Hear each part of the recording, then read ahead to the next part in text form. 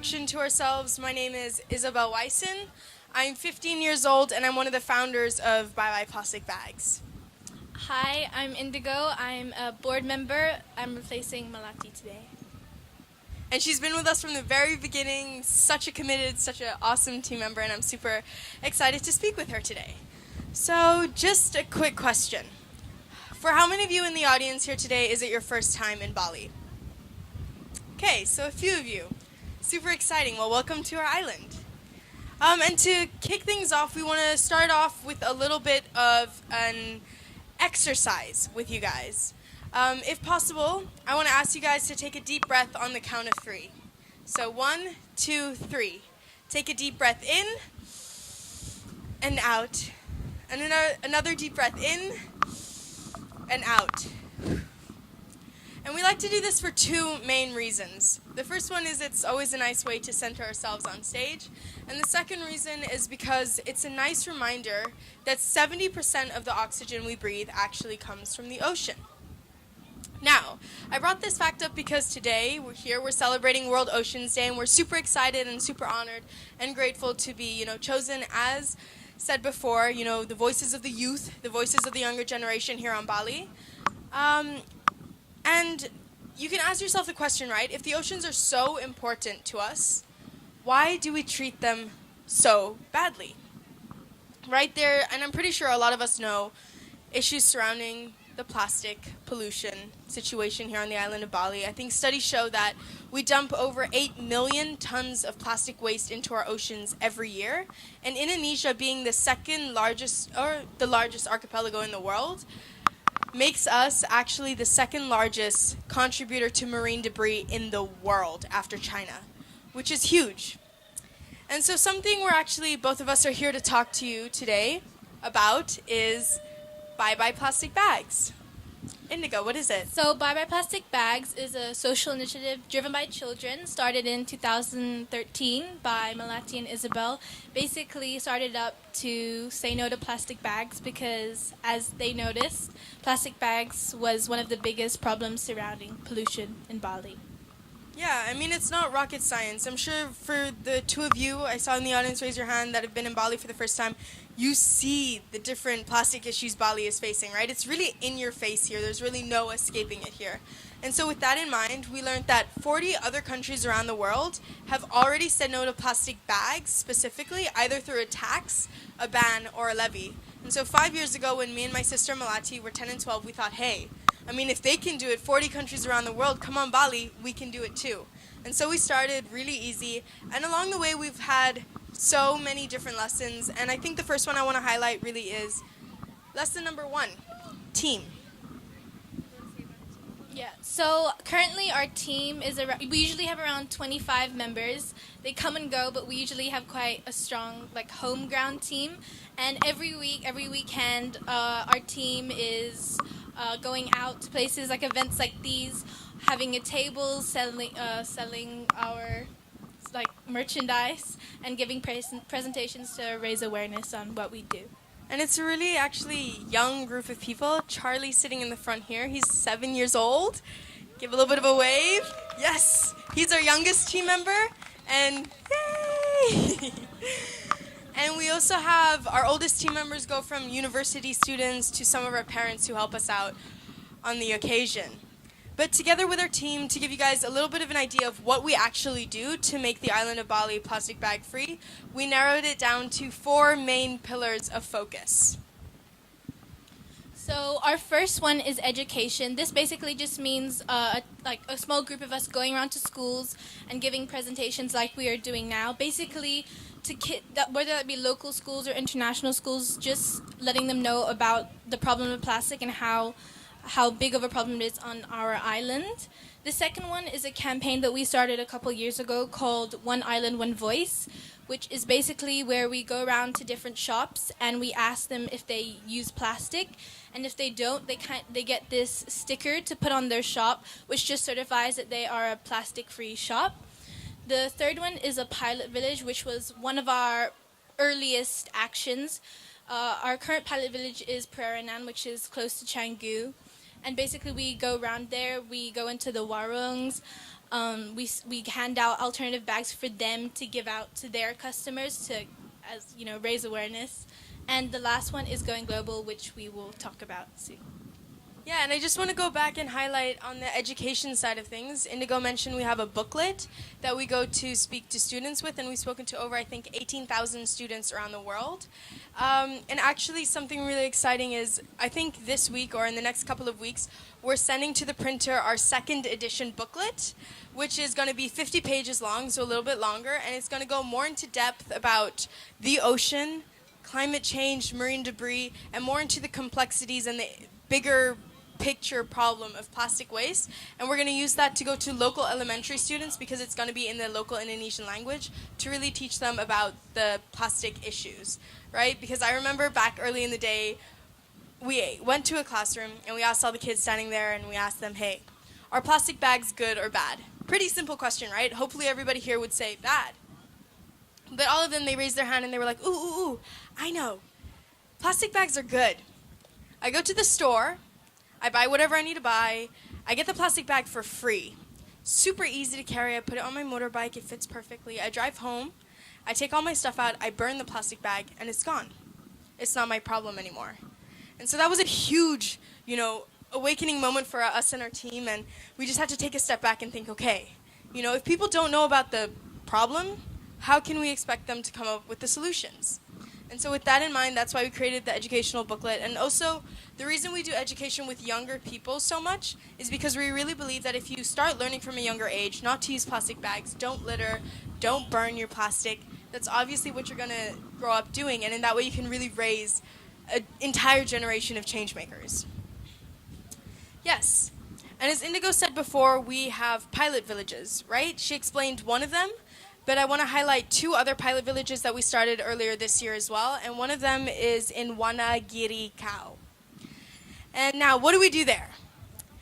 We always do presentations, right? And some of the questions we always get asked most is, okay, we're saying bye-bye to plastic bags, so what do we have to use? I don't know, right? There's so many alternatives out there, but a really interesting opportunity we came up with is to work with some of these women you see up here, over 40 women up in the local mountains of Bali, and we employ them and we provide them with an income to make alternative bags out of recycled and donated materials. So, with this idea in mind, we tried to, set up this social enterprise with the most circular system possible. So we don't pay these women on a monthly basis, but we pay them on a bag-to-bag basis. So it's very, very voluntary. If a woman makes 5 bags, we'll pay her 5 times for that bag. If a woman makes 20 bags, we'll pay her for those 20 bags. And we take those bags and we actually sell them at a higher price. And 50% of the profits go back to bye-bye plastic bags and the work we do. And the other 50% goes back to the village, not the woman. Why? Because we believe, and we saw this as another opportunity, right, to reinvest into 3 different things. The first one being education of their children, right? So they have a primary school in the village, and we use some of the profits that we have, slowly still running in. We just launched a couple weeks ago, so we're still setting these things up. But to better the education in the village, the second thing is health, whether that comes in healthcare packages for the families, individuals, and the last one is the setup of a proper waste management system in the village, with partners like Eco Bali and so on. And actually something really interesting today is that we have a booth over there selling some of our mountain mama bags, we call them. And it would be super cool for you guys to check it out and come support, because we just launched it a couple weeks ago and we're hoping it really takes off, because they're really amazing women up there in the mountains we're trying to support. And now our third pilot village, which is really cool. It's another super cool project we do in there. We set up river booms. Does anybody know what a river boom here is? One person. Super cool. Do you want to just say it into the mic? It's to catch the waves floating down the river. Exactly. So for those of you who didn't hear, it's a sort of device that you put usually at the mouth of a river. Usually at the mouth of a river, or in the middle of a river. It doesn't really depend. Just in a body of water to stop trash from going further out there into the environment. And so what we actually did for the past half a year to a year, we teamed up with an international school called the Green School, as well as a local local high school in Chamagi, which is the third pilot village, to set up a river boom. And it's actually been set up for now, I think, 2 months or so. And every day we have 2 or 3 students actually going down there to the rivers to pick up and collect the waste and bring it to either, a waste bin or a recycling station nearby, so that the plastic doesn't, continue cycling into our environment. And it's really cool because we also can collect data, and it was a really fun way to really integrate ourselves into the local community and get their support back, because in the end it is their island and no change is going to happen if we don't have their support. So yeah, that's super cool. And actually in the future I think we're going to be working to set up river booms island wide with the government, which is something really cool that might be happening soon. So yeah. Yay!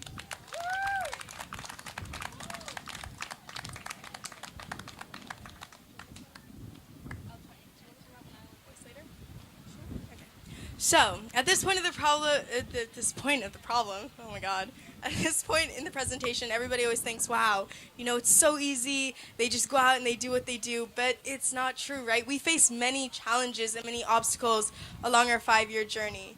But us being the younger generation, we always have cool and creative ways of overcoming with them, right? We always like to we like to think outside of the box. And one of our most favorite, hey there, one of our most favorite examples of this is actually our One Island, One Voice cleanups that have happened for the past 2 years. And I think I'm going to hand it over to Indigo to speak a little bit about this. So the first one happened last year, February 2017. The idea behind it, the reason it was in February was because of Valentine's Day, and we wanted to show our love to our significant other, the island. So we had the ocean. Yeah, and the ocean, of course. And so we set up locations all around the island, basically as many as we could. And we had coordinators for every beach that we had for the island. And we worked over the first one for a couple of months. And basically, it was just a whole day of a beach cleanup. So it actually became Bali's biggest ever beach cleanup. And there was about 12,000 on the first one and 25,000 on the second one. So the reason we did a second one this year, thank you if you came, by the way, is because the first one was such a big success. So we decided to do it this year, and we are hoping doing it many more years. Here it's a really fun photo. You can see how many people showed up. And I think another really interesting point that we learned over the past 2 years is that the first year we had a lot of Westerners or expats or international people coming to the cleanup. But what we noticed in the second year was that 85% of the people who showed up were local, which was super cool to see, really, the local people getting involved, because something we always hear is on Bali is that, the locals, that's why Bali has such a big plastic problem. They don't care. But we really find that that is not the issue at all, right? The more and more people learn about the problem, just like I said with that classroom scenario before, once all the kids found out, like, oh my gosh, plastic is a big problem, they were all like, okay, give me an alternative bag, show me how I can change. And they started questioning, okay, now I can stop using that plastic bag. What about the plastic bottle? What about the plastic straw? And so it was really easy. It was really fun and cool for us to see that shift in mindset and something different click in their brains to really see, I can make a difference, right? And actually something also, another One Island, One Voice event that happened on June 8th, which was World Oceans Day, as some of you might know. We did the largest human wave, or we attempted the largest human wave on Bali. And so the idea... was we'd meet up at a point in the beach, and we'd all link up and hold hands and see how long and how far we could make this human wave go. So we had, I think, 5 different locations around the island of Bali, and it ended up we made up to we covered 1,000 meters of beach all holding hands, and it was really cool because it showed it, we were all standing together, being unified, standing up for the ocean and looking for the ocean. And it was a really symbolic movement. We didn't want to do another beach cleanup because, we did a lot of those, and we know that those are not the final solution. But it was, again, just another general awareness, a moment to get people to really love our ocean. I mean, it's so beautiful. We're right here today, and it's amazing with this breeze, finally. Bali's been really hot the past few days, so it's super, super nice to have that. And here, again, you see many different people, different ages. We had so many young kids come. We had some of their parents and the older generation. Here you can really see it went long. It was super cool. Some of our team members, bioplastic bags, we were running up and down the wave trying to make sure everybody was linking and holding hands and not letting go. And we were all like sweaty afterwards. We were like, did our morning workout, afternoon workout. But as promised before, the last thing I really want to touch on is our fourth main pillar of focus, right? And that's going global. And this is one of my favorite aspects because it really shows the voice of the younger generation. As I mentioned before, most of Bioplastic Bags team members, we are young people. And so after TED Talk came out about 2 to 3 years ago, we got so many emails and messages and outreach from the younger generation all around the world saying, hey, I want to start up a Bye Bye Plastic Bags back where I come from. So today, you can find Bye Bye Plastic Bags in 17 places all around the world, 5 places here in Indonesia, including Bali, Jakarta, Lombok, Batam, and Palangkaraya. And hopefully, in the future, we continue to expand. And it's really cool because actually, I don't know if you can see it from that far, but our logo has the Bali temple, right? But for example, the team in New York, they took out the temple and they put in the Statue of Liberty.